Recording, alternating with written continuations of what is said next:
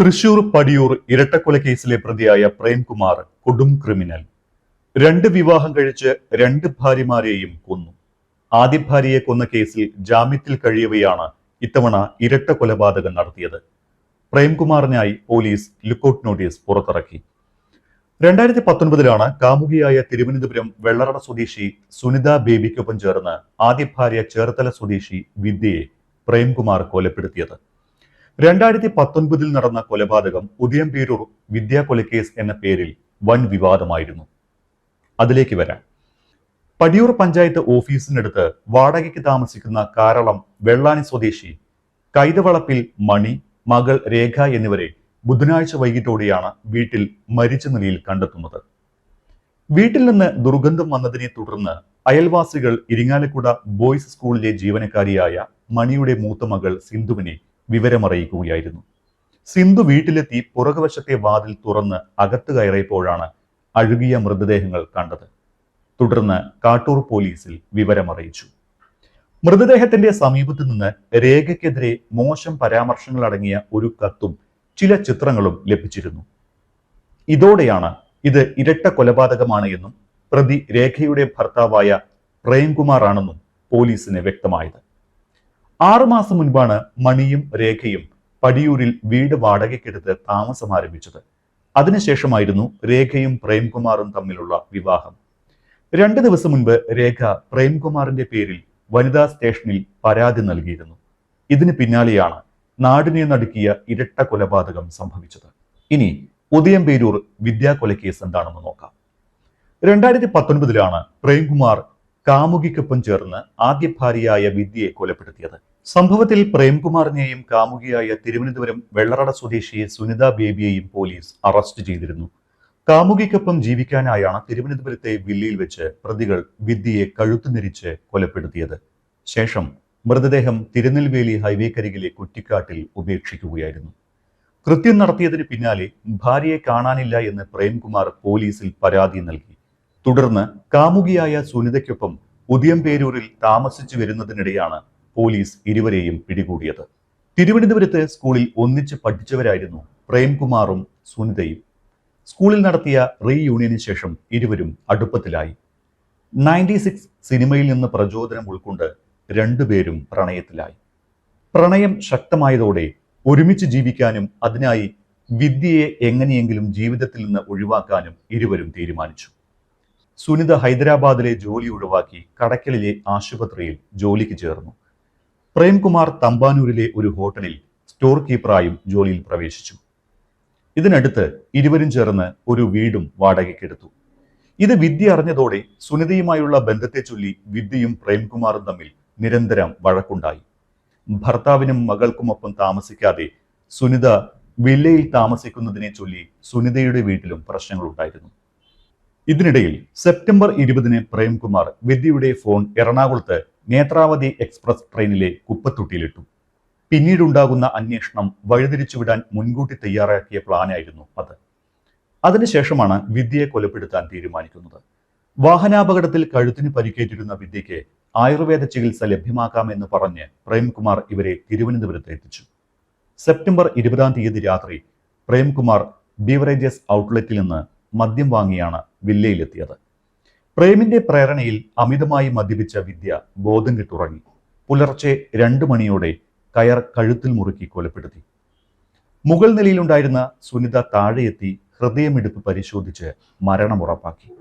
മൃതദേഹം ശുചിമുറിയിലേക്ക് മാറ്റി. രാവിലെ സുനിത പതിവ് പോലെ ജോലിക്ക് പോയി. കൊലപാതകത്തിന് ശേഷം മൃതദേഹം കീറിമുറിച്ച് ഉപേക്ഷിക്കാനായിരുന്നു പ്രേംകുമാറിന്റെയും സുനിതയുടെയും പദ്ധതി. ഇതിനായി സർജിക്കൽ ബ്ലേഡുകളും വാങ്ങിയിരുന്നു. എന്നാൽ മൃതദേഹം മുറിക്കാൻ ശ്രമിച്ചപ്പോൾ രക്തം ഒഴുകിയതോടെ പ്രതികൾ പരിഭ്രാന്തരായി. ഇതോടെ മൃതദേഹം വെട്ടിമുറിക്കാനുള്ള നീക്കം ഉപേക്ഷിച്ചു. മൃതദേഹം മറവ് ചെയ്യാൻ പ്രേംകുമാർ ഒരു സഹപാഠിയുടെ സഹായം തേടിയെങ്കിലും ലഭിച്ചില്ല. പിന്നീട് മൃതദേഹം വൈകിട്ട് പ്രേമും സുനിതയും ചേർന്ന് കാറിൽ കൊണ്ടുപോയി. സുനിത കാറിന്റെ പിൻസീറ്റിൽ മൃതദേഹത്തിന്റെ തോളിൽ കൈയിട്ടിരുന്നു. തിരുനെൽവേലി നാഗർകോവിൽ ദേശീയപാതയിൽ രാധാപുരം നോർത്ത് വള്ളിയൂരിൽ ഏർവാടി ഓവർബ്രിഡ്ജിന് സമീപത്തെ കുറ്റിക്കാട്ടിൽ മൃതദേഹം തള്ളി. ശേഷം വിദ്യയെ കാണാനില്ല എന്ന് സുനിതയ്ക്കൊപ്പം എത്തി പോലീസിൽ പരാതി നൽകുകയും ചെയ്തു. വിദ്യയുടെ മൊബൈൽ ഫോൺ പ്രതി നേരത്തെ തന്നെ ട്രെയിനിൽ ഉപേക്ഷിച്ചിരുന്നതിനാൽ മൊബൈൽ ടവർ ലൊക്കേഷൻ പിന്തുടർന്ന് അന്വേഷണം നടത്തിയ പോലീസ് സംഘം വിദ്യ ഗോവയിലേക്ക് പോയി എന്നാണ് ആദ്യം കരുതിയത്. എന്നാൽ അന്വേഷണത്തിൽ വിദ്യയെ കണ്ടെത്താനായില്ല. സംഭവത്തിൽ അന്വേഷണം തുടർന്നുകൊണ്ടിരിക്കെയാണ് പ്രേംകുമാറിലേക്ക് സംശയം നീണ്ടത്. പിന്നീട് പ്രേംകുമാർ മുൻകൂർ ജാമ്യത്തിന് ശ്രമിച്ചതോടെയാണ് പോലീസിന് സംശയം ഇരട്ടിയാകുന്നത്. വിശദമായ അന്വേഷണം നടത്തി. തുടർന്ന് ഒളിവിൽ പോയ പ്രേംകുമാർ തന്റെ മൊബൈൽ ഫോണിൽ നിന്ന് ഉദയംപേരൂർ പോലീസ് സ്റ്റേഷനിലെ പോലീസുകാരന്റെ വാട്സാപ്പിലേക്ക് എനിക്ക് അവളെ കൊല്ലേണ്ടി വന്നു എന്ന് ശബ്ദ സന്ദേശം അയച്ചിരുന്നു. പിന്നാലെ പോലീസ് തമിഴ്നാട് പോലീസുമായി ബന്ധപ്പെട്ട് മൃതദേഹം കണ്ടെത്തി. അഴുകിയ നിലയിൽ കണ്ടെത്തിയ മൃതദേഹം തിരിച്ചറിയാൻ ആരും എത്താതിരുന്നതിനാൽ അനാഥ മൃതദേഹം എന്ന് കരുതി തമിഴ്നാട് പോലീസ് ഇത് സംസ്കരിച്ചിരുന്നു. എന്നാൽ മൃതദേഹത്തിന്റെ ഫോട്ടോ കൊണ്ട് പ്രേംകുമാർ തന്നെ ഇത് വിദ്യയുടേതാണ് എന്ന് സ്ഥിരീകരിച്ചു. പിന്നാലെ സംസ്കരിച്ച മൃതദേഹം പുറത്തെടുത്ത് വീണ്ടും പോസ്റ്റ്മോർട്ടം നടത്തുകയും ചെയ്തു. ഇതിനിടെ ബഹ്റൈനിലേക്ക് കടക്കാൻ പ്രേംകുമാർ ടിക്കറ്റ് അടക്കം തയ്യാറാക്കിയിരുന്നുവെങ്കിലും മക്കളെ അനാഥാലയത്തിലേക്ക് മാറ്റുന്നതുമായി ബന്ധപ്പെട്ട കാര്യങ്ങൾ വൈകിയതിനാൽ യാത്ര റദ്ദാക്കേണ്ടി വന്നു. പിന്നീട് മറ്റൊരു ദിവസം കുട്ടികൾക്ക് അഡ്മിഷൻ എടുത്തതിന് ശേഷം ബഹ്റൈനിലേക്ക് പോകാൻ ലക്ഷ്യമിടുന്നതിനിടെയാണ് പോലീസ് പിടികൂടുന്നത്. ഇതുമായി ബന്ധപ്പെട്ട് റിട്ടയർഡ് എസ് പി ജോർജ് ജോസഫിന്റെ പ്രതികരണം ഒന്ന് കേൾക്കാം. പ്രേംകുമാർ ഒളിവിൽ പോയി. അയാളുടെ മൊബൈൽ ഇപ്പോൾ സ്വിച്ച് ഓഫ് ചെയ്തിരിക്കുകയാണ്. ലുക്കൗട്ട് നോട്ടീസ് അയാൾക്കെതിരായിട്ട് ഇപ്പോൾ പോലീസ് പുറപ്പെടുവിച്ചു കഴിഞ്ഞു. കൊലക്കേസിൽ ജാമ്യത്തിലായതുകൊണ്ട് അയാളെ ജാമ്യം ഇനി ഉടനെ ക്യാൻസൽ ചെയ്യും. അയാളെ കിട്ടണം. അയാൾ എങ്ങോട്ട് പോയി? അയാൾ പോലീസിന് എന്തായാലും പിടികൊടുക്കാൻ തയ്യാറാവില്ല. കാരണം 2 കൊലപാതകം ഇപ്പോൾ ഉണ്ട്. നേരത്തെ കൊലപാതകത്തിൽ ജാമ്യത്തിലുമാണ്. സ്വാഭാവികമായിട്ട് ആദ്യത്തെ കൊലപാതകത്തിന് ജാമ്യം ക്യാൻസലാവും. രണ്ടാമത്തെ കൊലപാതകം 2 പേരെയാണ് കൊന്നിരിക്കുന്നത്. അതിനും ഇരട്ട കൊലപാതകമാണ്. ജാമ്യം കിട്ടുന്ന സാധ്യത വളരെ കുറവാണ്. ഇനി അയാളെ അറസ്റ്റ് ചെയ്ത് കഴിഞ്ഞിട്ടുണ്ടെങ്കിൽ ശിക്ഷാവിധി കഴിഞ്ഞിട്ട് അയാൾക്ക് അതിൻ്റെ തീരുമാനം അറിഞ്ഞിട്ട് ഇയാൾക്ക് പുറം ലോകം കാണാൻ ഒക്കുള്ളൂ. ഏതായാലും ഈ കൊലപാതകം ഇയാൾ തന്നെ, കാരണം ഈ വിവാഹത്തിന് വേണ്ടി തന്നെയാണ് ആ പാടൂർ പഞ്ചായത്ത് ഓഫീസിൻ്റെ അടുത്ത്, വടിയൂർ പഞ്ചായത്ത് ഓഫീസിനടുത്ത് ഒരു വീട് വാടകയ്ക്കെടുത്ത് സ്വസ്ഥമായ ഒരു വിവാഹ ജീവിതം ആഗ്രഹിച്ചാണ് മണിയും മണിയുടെ മകൾ രേഖയും ഈ വീട് വാടകയ്ക്കെടുത്തത്. വാടകയ്ക്കെടുത്ത് 1 മാസത്തിനകം വിവാഹം കഴിയുകയും ചെയ്തു. ഉദ്ദേശിച്ച പോലെ കാര്യങ്ങൾ നീങ്ങിയില്ല. ഇയാൾ സംശയാലുവാണ്. അതിനാണ് വനിതാ പോലീസ് സ്റ്റേഷനിൽ പരാതി കൊടുത്തത്. എന്തായാലും കൊലപാതകം നടത്തിയിട്ട് ആ വീട്ടിൽ നിന്ന് എന്തെങ്കിലും മോഷണം പോയിട്ടുണ്ടോ ഇല്ലയോ എന്നറിയില്ല. അവിടെ ആ വീട്ടിലെ സ്വർണമോ ഇവരുടെ സ്വർണം നഷ്ടപ്പെട്ടിട്ടുണ്ടോ, ഇവരുടെ ഏതെങ്കിലും സേവിങ്സ് വീട്ടിൽ പണം വെച്ചിട്ടുണ്ടോ, അതൊക്കെ കൊണ്ടുപോയിട്ടുണ്ടെന്ന കാര്യത്തിൽ ഉറപ്പാണ്. എന്തായാലും ഇയാൾ ഇങ്ങനെ പല സ്ഥലത്തും വിവാഹം കഴിച്ചിട്ട് അവരെ കൊല്ലുന്നത് ഇയാൾ സ്വർണത്തിന് വേണ്ടി പണത്തിന് വേണ്ടിയിട്ടാണോ എന്നുള്ള കാര്യം കൂടെ ഇനി നോക്കേണ്ടിയിരിക്കുന്നു. കാരണം ഇവിടെ വീട് മുഴുവൻ അലങ്കോലമായി കിടക്കുകയാണ്. അപ്പോൾ കൊലപാതകത്തിന് ശേഷം അതും ചെയ്തിട്ടുണ്ടാവും. രാത്രിയിലാണ് ഇയാൾ വന്ന് ചെയ്തിട്ട് പോയത്. ആരും അറിയില്ല എന്ന് വിചാരിച്ചിട്ടുണ്ടോ എന്നും അറിയത്തില്ല. അതുകൊണ്ടാണ് അവിടെ മുഴുവൻ അലങ്കോലപ്പെടുത്തി അത് കള്ളന്മാരാരെ കൊന്നിട്ട് പൈസ എടുക്കാൻ ശ്രമിച്ചെന്നുള്ളൊരു ഒരു ഇൻഡിക്കേഷൻ കൊടുക്കാൻ തന്നെ മിസ്ലീഡ് ചെയ്യാനാണ് പോലീസിനെ.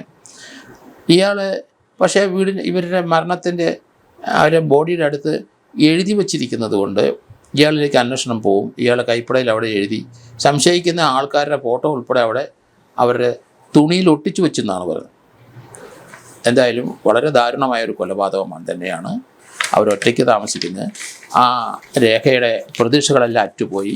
2 കുട്ടികൾ അനാഥരായി. അത് തന്നെയല്ല അവർ നേരത്തെ ഭർത്താവിൻ്റെ കൂടെയാണോ, ഏതായാലും ഇവിടെ ആ കുട്ടികളില്ലായിരുന്നു ഈ കൊലപാതകം നടക്കുമ്പോൾ എന്നാണ് ഇപ്പം മനസ്സിലാകുന്നത്. 2ാം ഭർത്താവിനെ കുട്ടികൾ അംഗീകരിക്കാത്തതാണോ അതും വേറൊരു കാര്യം. അതുകൊണ്ട് വീട് വാടകയ്ക്കെടുത്തിട്ട് അമ്മയും മകളും ഇവനും കൂടെ താമസമായി കാണും. നേരത്തെ ഇയാൾ മണർകാടിൽ അവിടുത്തെ സ്ഥിതിവിശേഷം എന്താണെന്ന് അറിയത്തില്ല.